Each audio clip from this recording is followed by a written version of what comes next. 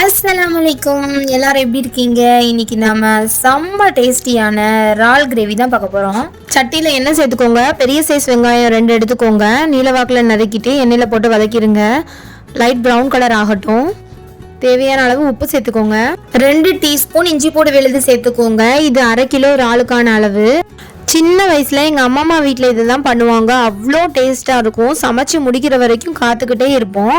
சமைச்சு முடித்த உடனே சட்டி ஃபுல்லாக காலியாகிடுவோம். அம்மா வீடு கேரளாவில் இருக்கிறதுனால சீ ஃபுட்ஸ் எல்லாமே அங்கே சூப்பராக பண்ணுவாங்க. பச்சை வாசம் போகிற வரைக்கும் வதக்கிட்டு ஒரு பெரிய சைஸ் தக்காளியை சேர்த்து நல்லா மசிய வேக விட்டுக்கோங்க.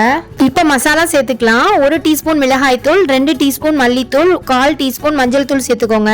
1/2 டீஸ்பூன் பெப்பர், 1/2 டீஸ்பூன் சோம்பு சேர்த்துக்கோங்க. 1 டீஸ்பூன் பாய் வீட்டு கரம் மசாலா சேர்த்துக்கோங்க.